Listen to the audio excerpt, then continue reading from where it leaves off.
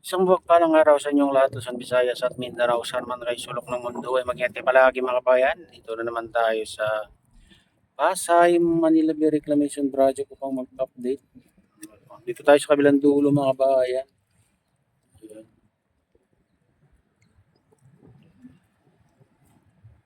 Ito yung huling tambak dito sa tapat ng MOA mga kabayan. Luwang na, saka mataas na rin dyan banda.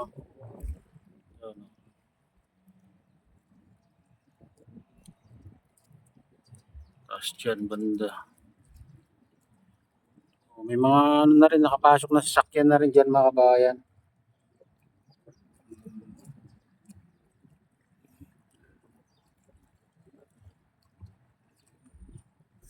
Mga dump truck saka 4x4.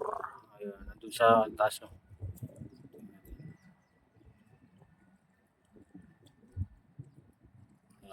Sasakyan dyan.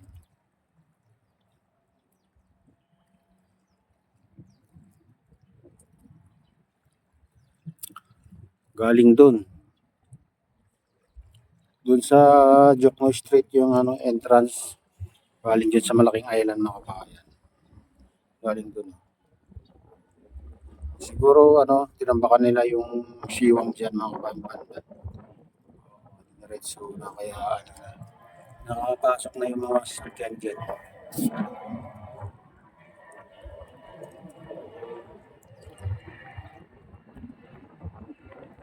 Dyan na rin yung dredging vessel.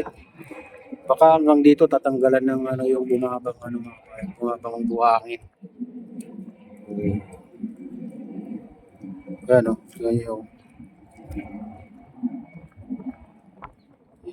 ginagamit nila pag yan. Kahit lagyan sila ng diyan, siwang sa gitna, kayang-kaya niyan mga bayan. Yung mga dredging vessel na yan.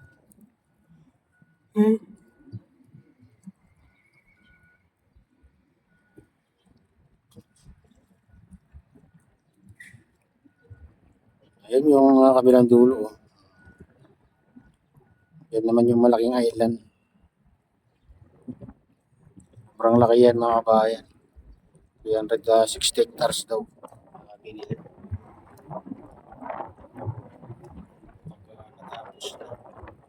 Tapos na yung tambakan. Wala tayong nakikitang nagtatambak ngayon. Puro yung mga barko dyan. Naka-standby. Pag dito ka pala banda, hindi mo na makikita yung mga barko.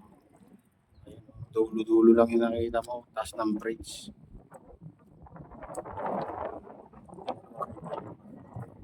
Kabuuan ng mga barko na naka-standby dyan sa gitna.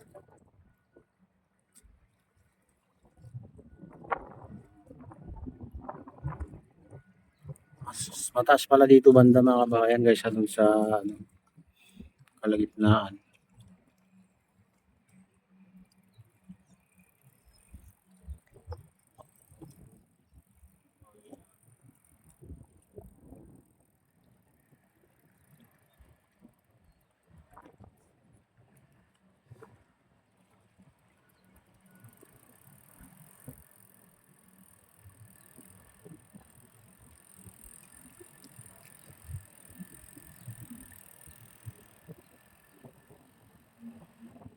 Medyo ngayon, maganda-ganda ng panahon ngayon mga kabayan. No? Tignan nyo yung kalangitan, medyo nag-blue-blue no.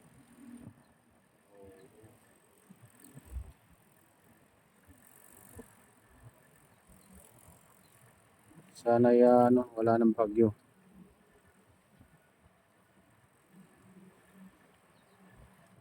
Kasi nung nakaraang araw, may isang linggo, uulan. Kaya ang daming nabaha, binaha na lugar sa Bulacan.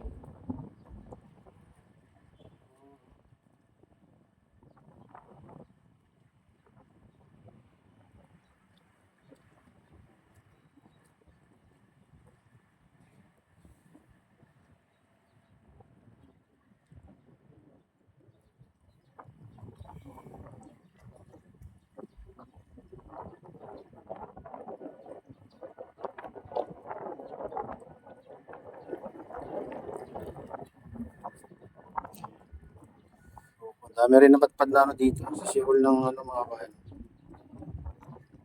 Padpad na basura. Bali kasi basta ganito lumalakas na araw, may bagyo mga kabayan talagang sidatihan yung mga ano dito. Sari-saring basura.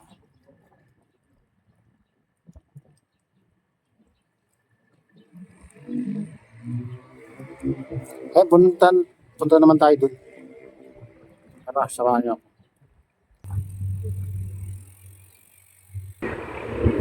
Ayan yung dredging vessel mga kabayan dito. Ayan.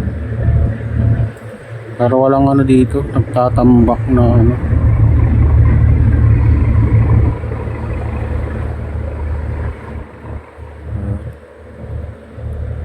Kaya tayong natatanong na nagtatambak dito. Ito lang siguro ang gumagawa kasi ano yan. Tinatanggal yung ano mga kabayan. Nagde-dredge yan. Tinatambak doon sa gitna. Ayan. Hindi nakalawak.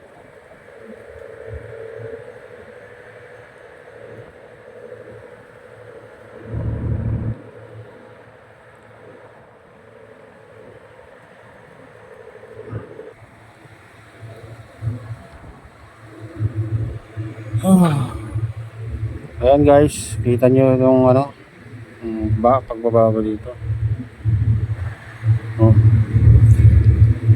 Laki ng pagbabago.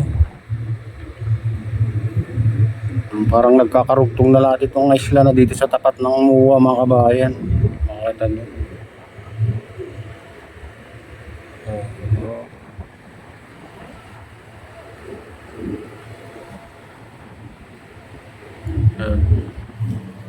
Yung mga barko sa gitna naka-standby naman mga kabayan.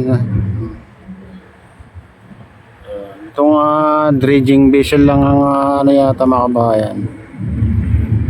Kasi tinatanggal yung mga bumaba dyan sa gitna ng ano o sa gilid ng buhangin mga kabayan. Tinatanggal niya kasi ano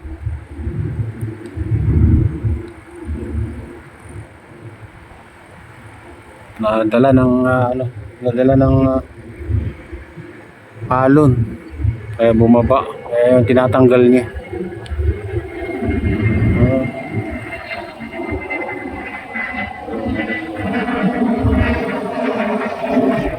Galing tayo dun kanina ayan. Tayo sa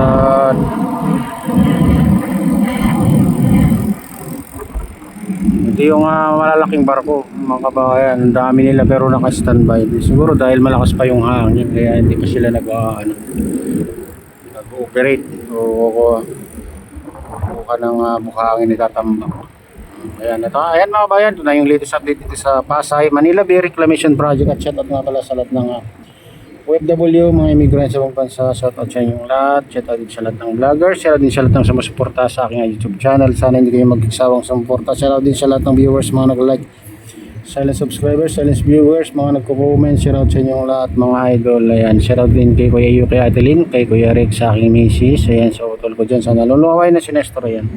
Shoutout din sa Gubang Baykada, sa RGP Biker, shoutout sa inyong lahat. Shoutout din kay Kadeo Official, kay Kuya ID, kay Kuya Fred. Ayan, mega loud shoutout sa inyong lahat. At sana ay nasa mabuting kalagayan at lagi kayong ligtas. Pagpalain ka ng Diyos at ingat kayo palagi. God bless us all. Bye.